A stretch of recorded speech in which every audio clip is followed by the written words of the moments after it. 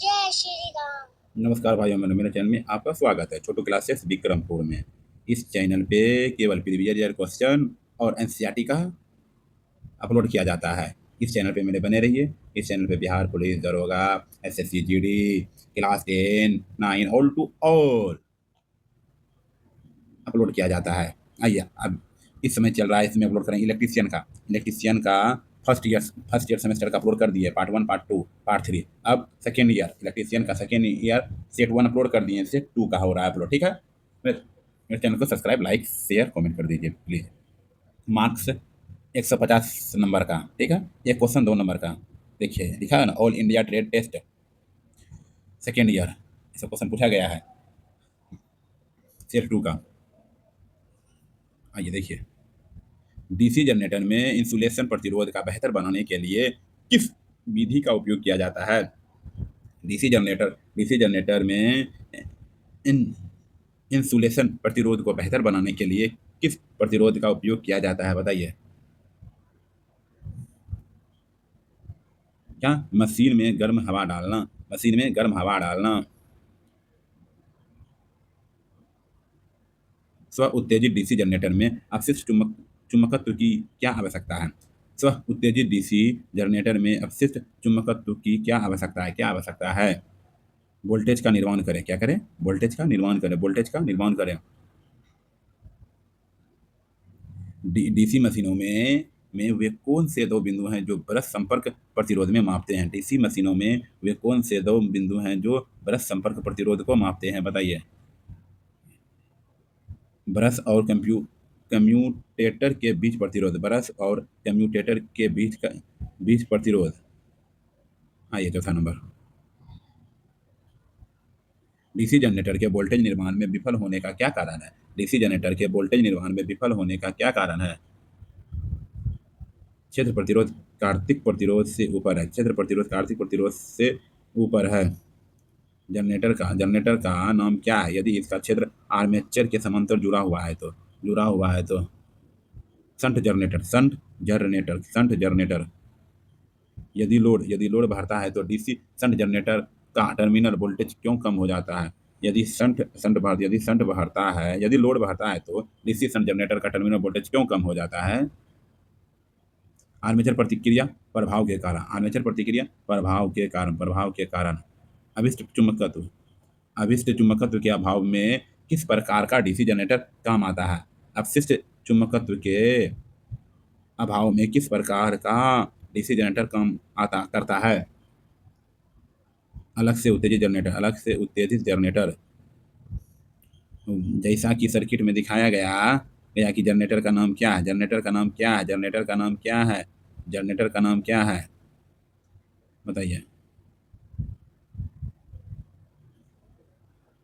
DC shunt generator. जैसा कि circuit में दिखाया गया है कि जनरेटर का नाम क्या है? बताइए, जनरेटर का नाम क्या है, बताइए इसमें। Long shunt long shunt compound generator. V1 terminal voltage Eg उत्पन्न ईएमएफ है। तो डीसी शंट जनरेटर के शंट फील्ड करंट RSH का सूत्र क्या है, बताइए। ISH VT बटे RSH। डीसी जनरेटर की दक्षता का फॉर्मूला क्या है? जनरेटर की दक्षता का फॉर्मूला क्या है? आउटपुट बटे आउटपुट प्लस लॉसेस।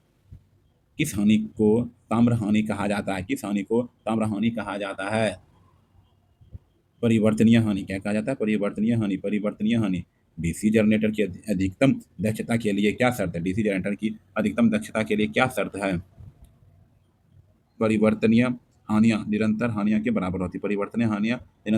बराबर होती है। प्रतीक का क्या नाम है? डीसी टू तार अस्थायी चुंबक जनरेटर। डीसी मोटर के ब्रेक ईएमएफ की गणना करने का सूत्र क्या है? डीसी मोटर के ब्रेक ईएमएफ की गणना करने का सूत्र क्या है, बताइए। FV बराबर V-IA वोल्ट्स। ठीक।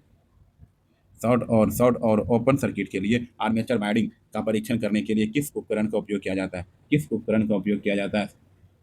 बाहरी ग्राउंडर, बाहरी ग्राउटर, ग्राउलर। चित्र में दर्शाई गई डीसी मोटर की गति नियंत्रण विधि का नाम क्या? नियंत्रण विधि का नाम क्या है? आर्मेचर डाइवर्टर विधि, आर्मेचर डाइवर्टर विधि।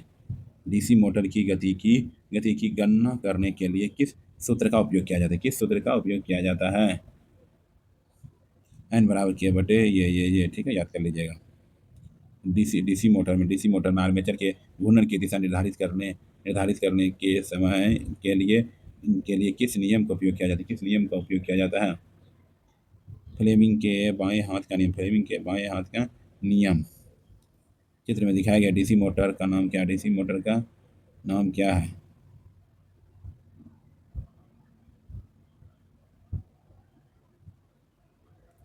ठीक है, चित्र में दिखाया गया डीसी मोटर का नाम क्या है? DC shunt motor, DC shunt motor, DC shunt motor. कौन सा डीसी कौन सा डीसी मोटर में आर्मेचर चालकों में धारा की दिशा को इंगित करता है? धारा की दिशा को इंगित करता है। फ्लेमिंग का बाएं हाथ का नियम, फ्लेमिंग का बाएं हाथ का नियम। डीसी शंट मोटर द्वारा दिए गए आर्मेचर धारा की गणना करने का फॉर्मूला क्या है? धारा की गणना करने का फॉर्मूला क्या है, बताइए? LA बराबर V माइनस EB बटे R है, ठीक है। जैसा कि चित्र में दिखाया गया है कि डीसी मोटर का प्रकार है, short shunt compound motor. DC motor में बैक ईएमएफ की गणना करने का फॉर्मूला क्या है? डीसी मोटर में बैक ईएमएफ की गणना करने का फॉर्मूला क्या है, बताइए? ठीक है। उपकरण का क्या नाम है? बताइए? उपकरण का क्या नाम है? ये बाहरी ग्राउलर।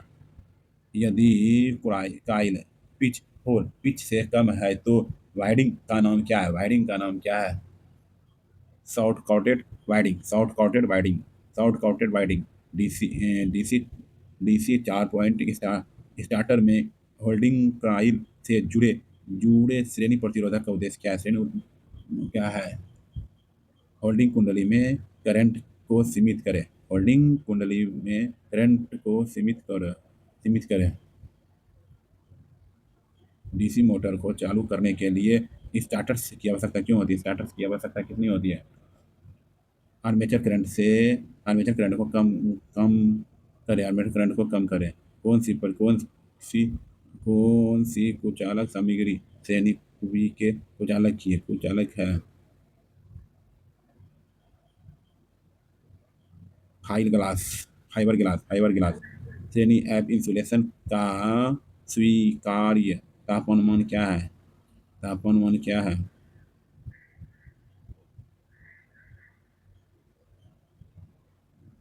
एक श्रेणी एफ इंसुलेशन का स्वीकार्य तापमान क्या है, बताइए?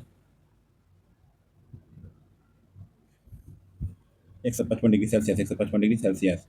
किस किस प्रकार की डीसी मोटर का उपयोग निरंतर गति से ड्राइव करने के लिए किया जाता है?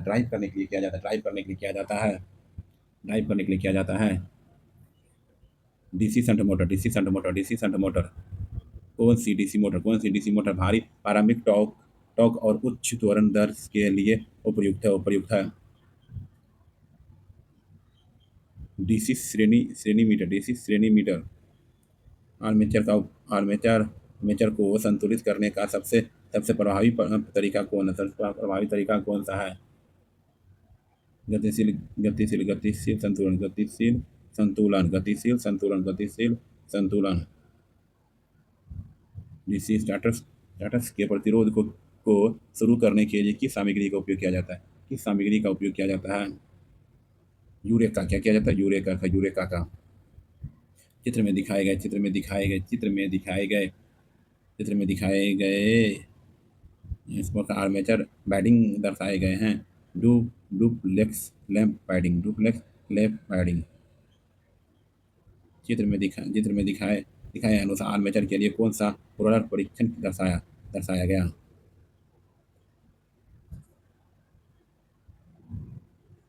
खुली कुंडली परीक्षण। कम्यूटेटर क्यों, बताइए। घूर्णन की गलत दिशा। चलती हुई डीसी मोटर को प्रेरित ईएमएफ की सहायता करने की क्रिया क्या है। क्या है लागू। लागू वोल्टेज का विरोध करता है। ए माइनस बी का होल स्क्वायर क्या होता है।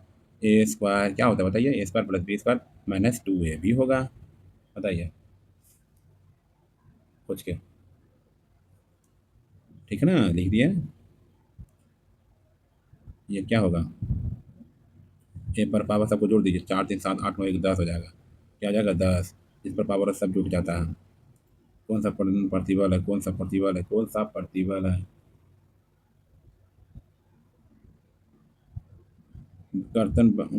प्रतिवर्तन।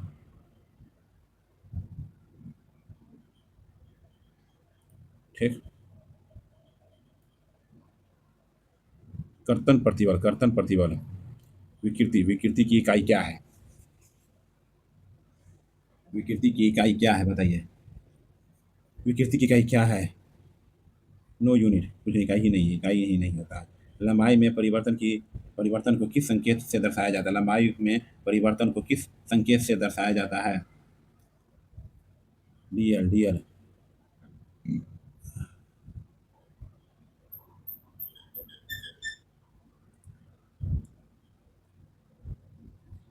एसपी का विस्तृत रूप क्या है।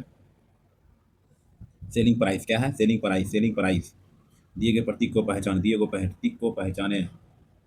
एसी है, क्या है ये। एसी है। क्या इसमें क्या होगा आंसर। एसी होगा। क्या होगा, एसी होगा। चलिए। गेट का नाम क्या है। ये गेट का नाम क्या है बताइए। एंड गेट है। A N D and gate ठीक है। चलिए। डायोड कौन सा है। फोटो डायोड कौन सा है। ये वाला है। ठीक है। निम्नलिखित में से एसी एम्पियर एमीटर है। एसी एमीटर है।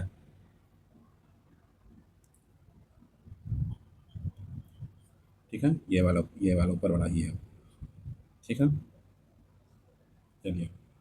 कौन सा डीसी मीटर का प्रतीक है। डीसी मोटर का प्रतीक है। डीसी मोटर का प्रतीक है। यही है प्रतीक। डीसी मोटर का प्रतीक है, यही है। 250 वोल्ट से कम वोल्टता डैश कहलाती है। 250 से कम वोल्टता डैश कहलाती है। एलटी लोशन लो। एलटी मतलब लो टेंशन। मानसिक और शारीरिक गतिविधियों के बीच बीच संतुलन बनाए रखने में कौन सा हमारी मदद करेगा। हॉबी। एक अच्छे बायोडाटा के लिए जिन जिन महत्वपूर्ण कारकों की जांच की जानी चाहिए। एक अच्छे बायोडाटा के लिए जिन महत्वपूर्ण कारकों की जांच जांच की जानी चाहिए वे है। वर्तनी व्याकरण संबंधी गलतियों से सही जानकारी उपयुक्त उपयुक्त वर्णात्मक शब्दों से वाक्य पूरा करें। Role models dash people to follow them. क्या इंपायर है। इंस्पायर किसी स्थान की परिस्थितियों जो किसी व्यक्ति या वस्तु के व्यवहार और विकास को प्रभावित करती है कहलाती है। क्या है पर्यावरण। पर्यावरण है। किसी तरह के व्यक्ति बहुत व्यवहार उपलब्धियां और नेतृत्व के उदाहरण होते हैं। रोड मॉडल है। रिक्त स्थानों को उचित शब्दों में भरे ताकि एक सार्थक वाक्य बन सके। Is no is no next to रिक्त स्थानों को उचित शब्दों से भरे ताकि एक सार्थक वाक्य बन सके। हेल्प से क्या है? हेल्प से हेल्प। रिक्त स्थानों को उचित शब्दों में भरे ताकि वो सार्थक वाक्य बन सके। आइडेंटिफाइड इंटरव्यू क्या है? इंटरव्यू। मिस कम्युनिकेशन संचार से डैश हो सकता है, डैश हो सकता है। गलतफहमी पैदा करने में, गलतफहमी पैदा करने में, गलतफहमी पैदा करने में। प्रभावी संचार के लिए क्या आवश्यक है? प्रभावी संचार के लिए क्या आवश्यक है बताइए। ध्यान से सुनना और बात करना, ध्यान से सुनना और बात करना। स्ट्रेस तनाव क्या है? स्ट्रेस तनाव क्या है? स्ट्रेस तनाव क्या है? हताशा निराशा की भावना, हताशा निराशा की भावना। उच्च भावनात्मक बुद्धिमत्ता वाले व्यक्ति के पास डैश होता है, डैश होता है। बहुत सारे सकारात्मक गुण, बहुत सारे सकारात्मक गुण। औपचारिक रूप से अपना परिचय देने की प्रक्रिया को क्या कहते हैं? औपचारिक रूप से अपना परिचय देने की प्रक्रिया को क्या कहते हैं? Self self introduction, self introduction. Resume में शब्द फ्रेंच भाषा में आया है और इसका अर्थ है, क्या अर्थ है? संक्षेप। क्या अर्थ है? संक्षेप, संक्षेप। बायोडाटा। बायोडाटा में निम्नलिखित में से क्या शामिल होता है? क्या शामिल होता है? संपर्क जानकारी, शैक्षिक विवरण, कौशल और कार्य अनुभव। नौकरी के लिए आवेदन करते समय समय कवरिंग लेटर को डैश के माध्यम से पढ़ना आसान होना चाहिए, आसान होना चाहिए। क्या है? टेक्स्ट को छोटे छोटे पैराग्राफों में विभाजित कर। बायोडाटा तैयार करने के बाद अगला महत्वपूर्ण कदम है एक प्रभावशाली कवर लेटर लिखना, एक प्रभावशाली कवर लेटर लिखना। बायोडाटा की समीक्षा करते समय किस बात का ध्यान रखना बहुत जरूरी है, रखना बहुत जरूरी है? नौकरी से मेल खाने वाले कौशल और योग्यताओं पर प्रभाव डालना। नौकरी के लिए आवेदन करते समय कवरिंग लेटर में महत्वपूर्ण जानकारी का उल्लेख होना चाहिए। भूमिका के लिए उपयुक्त भूमिका कारण। फॉर्मल कम्युनिकेशन क्या? फॉर्मल कम्युनिकेशन क्या है? नियमों के एक सेट के साथ और ऑफिशियल कम्युनिकेशन। निम्नलिखित में से कौन सा नौकरी साक्षात्मक में औपचारिक औपचारिक परिचय है? सुप्रभात, अवसर देने के लिए धन्यवाद। फॉर्मल रिटेन कम्युनिकेशन का उदाहरण क्या है? अपने प्रबंधन को एक ईमेल लिखना। नौकरी के लिए इंटरव्यू के दौरान यदि आप किसी प्रश्न को सुन या समझ नहीं पाते तो आप क्या कहेंगे? क्षमा करें, मुझे समझ नहीं आया, क्या आप कृपया प्रश्न दोबारा दोहरा सकते हैं? नौकरी के लिए साक्षात्कार के दौरान निम्नलिखित में से कौन सी प्रतिक्रिया अच्छा फॉर्मल कम्युनिकेशन दर्शाती है बताइए। चलिए, मेरे टॉप 3 कौशल है प्रॉब्लम सॉल्यूशन, टीम वर्क और डिटेल का ध्यान देना। इनफॉर्मल कम्युनिकेशन क्या है? इनफॉर्मेशन कम्युनिकेशन क्या है बताइए। ऑफिशियल वर्क अरेंजमेंट से बाहर casual convention. Official work arrangement से बाहर कैजुअल कन्वेंशन। ठीक है, थैंक यू। चैनल को सब्सक्राइब, लाइक, शेयर, कमेंट करने के लिए। मेरे दोस्तों को जो ITI परीक्षा देंगे उसको शेयर कर दीजिए। मेरे चैनल देखने के लिए थैंक यू। आपका दिन शुभ हो।